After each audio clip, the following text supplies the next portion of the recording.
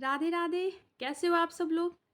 तो आज मैं बताने वाली हूँ शनि और केतु महाराज के बारे में कि अगर आपकी कुंडली के किसी भी हाउस पे, त्रिकोण पे या लग्न पे कहीं भी शनि और केतु की युति बन रही है तो वो आपकी कुंडली पे कैसा प्रभाव दे रही है। तो चलिए जानते हैं। सबसे पहले तो हम ये देख लेंगे कि शनि भगवान की और केतु महाराज की क्या प्रकृति होती है। सबसे पहली बात तो ये दोनों पाप ग्रह होते हैं। पर शनि कर्मों के देवता हैं और जो केतु हैं तो वो उनसे अध्यात्म, साधना और मुक्ति ये सब देखते हैं।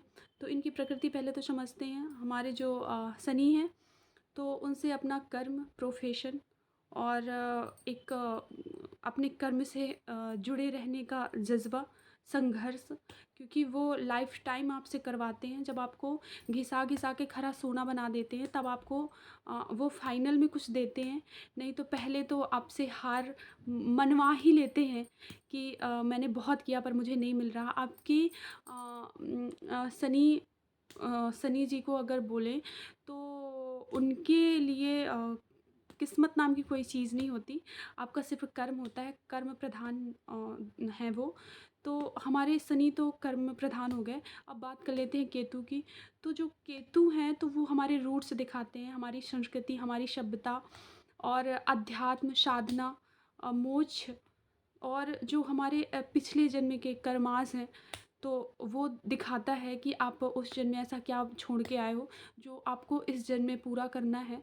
तो वो आपको दिखाता है। आपको डिटैचमेंट दिखाता है कि आप विच्छेद दिखाता है। वो जिस जगह बैठता है तो उस जगह के जो कारक तत्व होते हैं उनसे अलग करता है।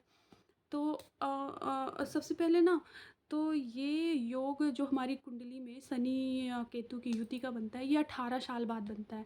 तो बहुत ही यूनिक लोग होंगे जो 18 साल बाद ये योग जिनकी कुंडली में बना हुआ है तो वो कुछ तो दिखा रहा है ना। तो ये योग एक अच्छा योग भी होता है क्योंकि ऐसे लोग या तो कर्म योगी बनते हैं, अपने कर्म को ही प्रधानता देके उस पे चलते हैं तो एक वो कर्म योगी कहलाते हैं।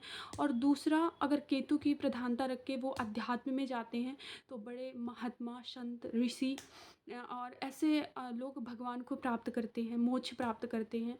तो इन दोनों की युति एक अच्छी युति मानी जाती है।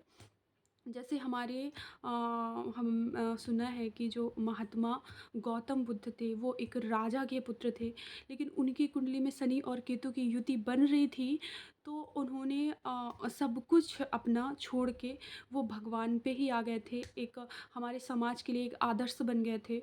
तो ये इस युति से लोग अध्यात्म में जाके अपने आप को खुद से भगवान से भी जोड़ पाते हैं अगर ये युति है।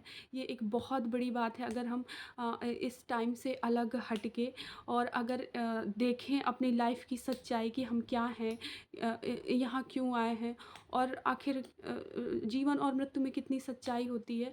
तो जिसका केतु स्ट्रॉन्ग होता है और ऐसे युति करके बना होता है तो वो उनके लिए इस सांसारिक चीज़ों से अलग हो पाना ज़्यादा बड़ी बात नहीं होती। वो बड़ी आसानी से अलग हो भी सकते हैं। और दूसरी बात आप नरेंद्र मोदी की कुंडली में आपका शनि आपका 10th हाउस पे है और 11th हाउस पे केतु बना हुआ है। तो इन दोनों की दृष्टि एक दूसरे पे पड़ रही है तो वो एक कर्म योगी हैं। यही आप इंदिरा गांधी की कुंडली पे देखेंगे तो लग्न में शनि है और द्वादश भाव पे उनके केतु बैठा है तो वो भी एक कर्म योगी थी। इन दोनों महापुरुषों ने देश को आगे बढ़ाया हुआ है। तो हम शनि प्रधान कर्म प्रधान अगर चीज़ें देखें तो ये दोनों कर्म योगी बने।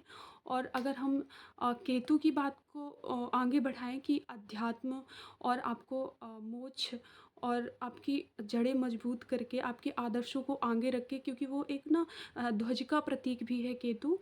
तो ऐसे लोगों को एक समाज का आदर्श बना देता है और भगवान से मिलाने का तो सबसे अच्छा साधन है ही। तो ये युति बहुत अच्छी होती है मेरे हिसाब से तो।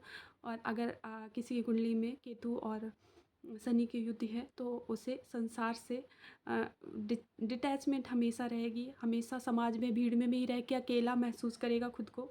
क्योंकि दोनों ही अकेलेपन का कारक होते हैं, दोनों ग्रह। शनि भी अकेलापन का होता है और केतु तो होता ही है। केतु को तो उदासीन ग्रह बोलते ही हैं। केतु जिसका प्रधान होता है ना, तो वो तो एक पूरे प्लैनेट में भी अकेला छोड़ दो ना, तो वो सुकून से रह लेगा, उसको इतना फ़र्क नहीं पड़ता। तो आज हमने बात की शनि और केतु की। और ऐसे लोगों को ना समाज के बीच रह के उनकी सेवा करते रहना चाहिए। ऐसे में उनको खुद अच्छा फ़ील होगा। और धर्म में, अध्यात्म में जितने आगे रहेंगे, उतना ही उनको शनि भी उनका अच्छा रिजल्ट देगा, केतु भी उनका अच्छा रहेगा। और ऐसे लोग ज़्यादातर कुछ अधर्म की प्रवृत्ति या कुछ गलत काम नहीं करना चाहिए, क्योंकि आपके शनि केतु दोनों साथ ही हैं, तो आपके लिए वो बहुत ज़्यादा हानिकारक होगा। तो ये रही शनि और केतु की युति। अगले बार हम किसी और ग्रह के बारे में चर्चा करेंगे। अगर आपको अच्छी लगी हो तो लाइक शेयर सब्सक्राइब कर दीजिएगा।